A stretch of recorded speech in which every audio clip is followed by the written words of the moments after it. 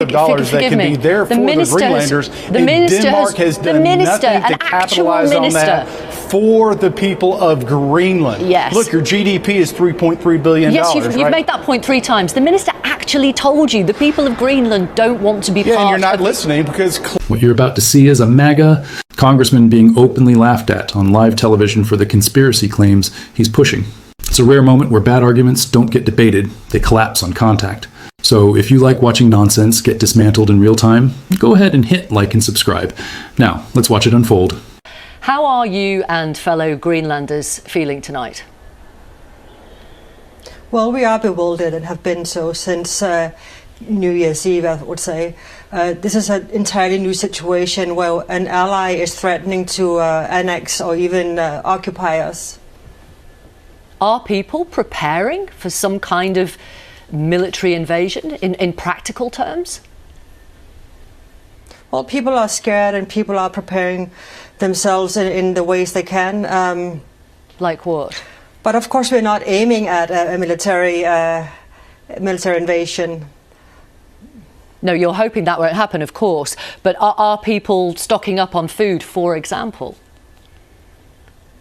Well, I've been hearing that some of the stores have been running out of some materials and other, but I think right now we're just trying to make sense of the news of the world and figuring out what is it that the states want with us. We need some clarity in these coming days, and we need to deepen the dialogue that we have already started.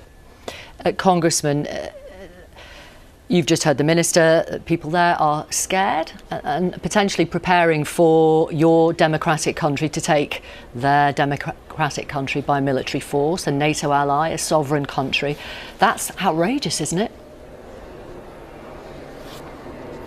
Well, I mean, I think the idea that the United States would take Greenland by force is absolutely absurd, and quite frankly, it's a talking point from globalists who are trying to sound an alarm. Let's be honest, the GDP of Greenland is roughly 3.3 billion. Sure, and if I may, when Donald Trump... I'll finish. 3.3 billion is, and yet, China has invested $450 billion into the Arctic Sea in just a 5-year period from 2012 to 2017. So if you're in Greenland and you are alarmed, it should be the buildup of resources by China in the region. And you can look at other countries that they've come into, whether it's the Belt and Road Initiative, or if you look at, their Thailand, Taiwan, Hong Kong, etc. So look, at the end of the day, the United States of America protects the Western Hemisphere to include Greenland, and we are looking to have a productive dialogue. End of story.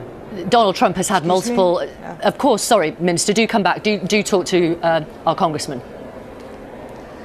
Yeah, I just want to say that in Greenland we do understand that we are a part of the American national security sphere. We get this. What I want to know is, by your standards, what is your plan and your proposal? Leave the people of Greenland. And we do not want to be Americans, and we have been quite clear about that. We do want collaboration and deepen our partnership and relationship. But I just must ask you, what value do you put on our culture and our right to decide what happens with us in the future? Yeah, absolutely. I think that's a valid question. I think as we look, we're entering into a new era.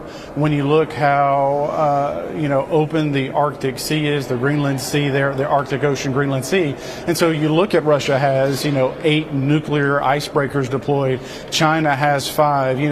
Denmark can't keep pace with that. And so as you have increasing resources by adversaries of the West, and that would include Greenland, you're going to need this relationship with the United States of America. So whether it's the Golden Dome, whether it's trade, and look, there's trillions of dollars in resources there in Greenland for the Greenlanders, for the people. Denmark has not done anything, quite frankly, to capitalize on that for your people, for your country. The United States can certainly do that, and it's a win-win for the Greenlanders. And do you want to answer the minister's question, which is what value do you put on what the people of Greenland want? Absolutely. I think if you had a referendum today to the folks of Greenland, they would overwhelmingly want independence from Denmark, and they would overwhelmingly want a closer relationship with the United States of America. I need to rebuke that. There was survey last year, and it showed overwhelming solidarity within the kingdom. Of course, we want more self-determination, but we want it within the realm of the Kingdom of Denmark, and I think that should be respected. We have been working towards more autonomy for 300 years with Denmark, and I think we're making progress in many ways. But this is a decision for Greenland and Denmark, a conversation we need to have amongst us. And I think that should be respected.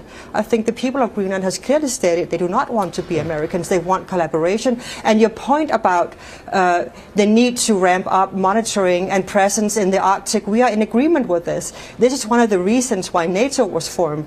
It was to pull together the forces of many countries and the capacities and competences. So I think that there's ample opportunities to find solutions within existing frameworks, without harming my culture or my country. Well, you know, in your own words, you've been wanting independence from Denmark for 300 years. How's that working out for you? It's not. And now we have a shift in global initiatives and powers in the region. You can't do anything to defend yourself.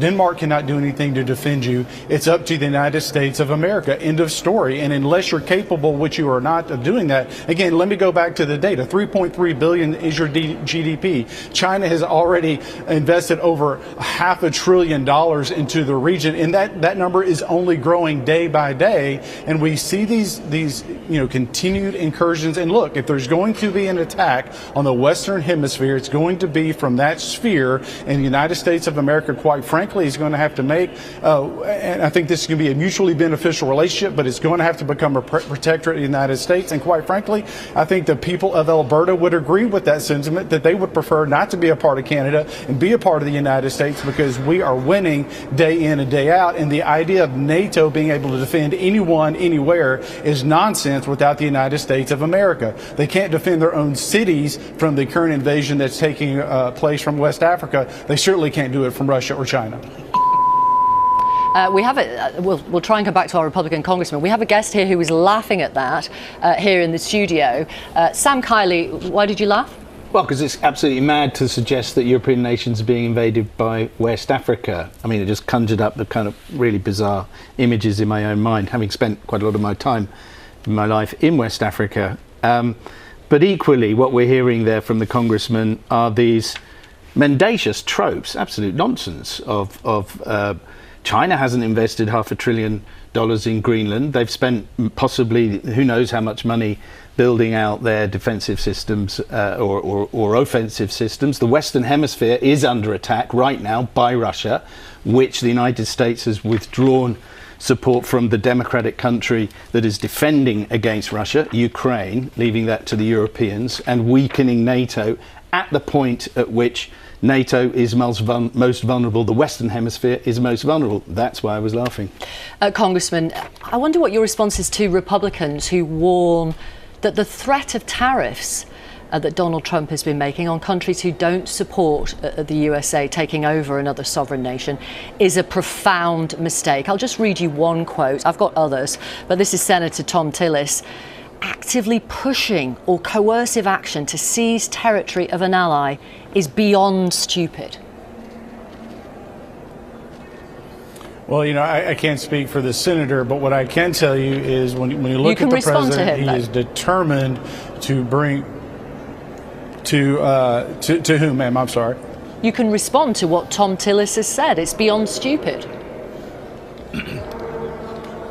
Well, you know, I find myself not agreeing with the senator. At the end of the day, you have increased Russian and Chinese incursions into the Arctic Sea. What's Tom Tillis going to do about that? Nothing. But President Trump, being the leader of the free world, is pushing back against these constant incursions by our enemies. Look, when you look at the existential threat to Europe, to the United States of America, it is China and to a lesser extent Russia. And so it's going to have to be a increased, again, quite frankly, relationship. I think the Greenlanders, ultimately, if they were given the opportunity for a referendum, which, you know, quite frankly, the leadership within Greenland doesn't want, Denmark doesn't want to have happen, rather, is they would want to be with the United States of America. Look, there's prosperity on the horizon. Sorry, you have trillions of dollars that can be there for the Greenlanders, and Denmark has done nothing to capitalize on that for the people of Greenland. Yes. Look, your GDP is $3.3 billion. Yes, you've right? made that point 3 times. The minister actually actually told you the people of Greenland don't want to be part and you're not of listening because clearly they're not doing anything for the people of Greenland. Sorry. And here you have the President of the United States Forgive that's me. saying, look, we're here.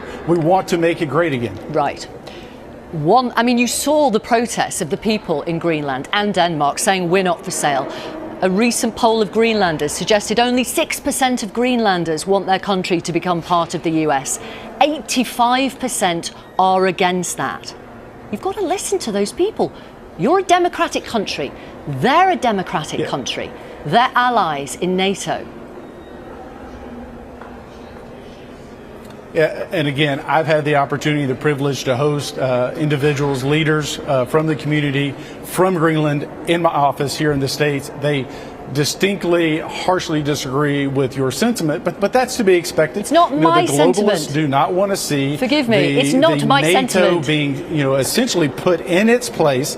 And again, what you're seeing is the United States is leading from a position of strength. Okay. And Denmark and NATO is having trouble reconciling with that because at the end of the day, it's the United States that are going to keep Russia and China at bay.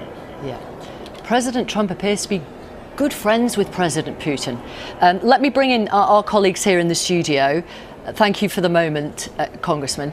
Nick, I want you to talk through apologies for the technical problems, and Andy Eagles, Republican congressman, is also still with us. Thank you for your patience too.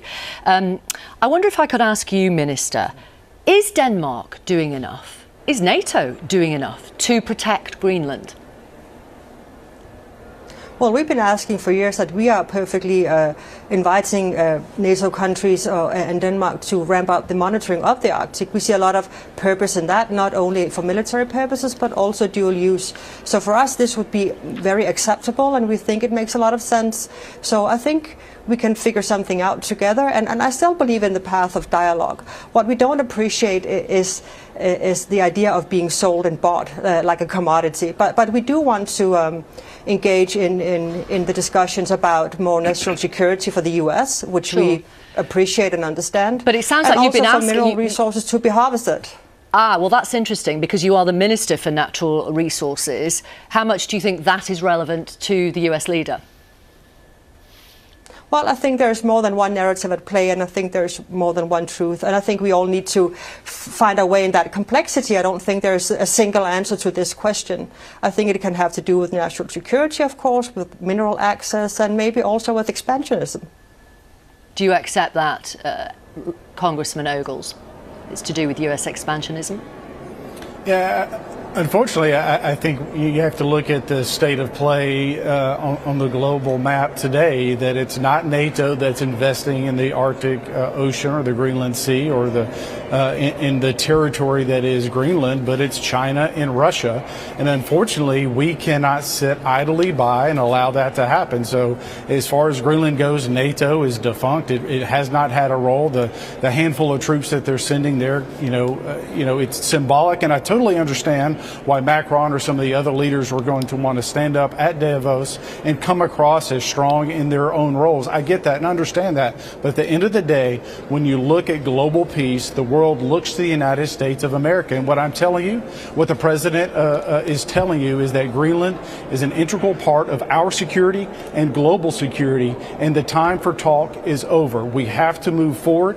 The clock is ticking. We continue to see China. We continue to see Russia advancing and investing in the region when no one else is, and no one but the United States has the capability or the resources to push back and fight this fight. And final word to you, Minister, in response to the Congressman, and also your message to Donald Trump, who will be addressing Davos tomorrow.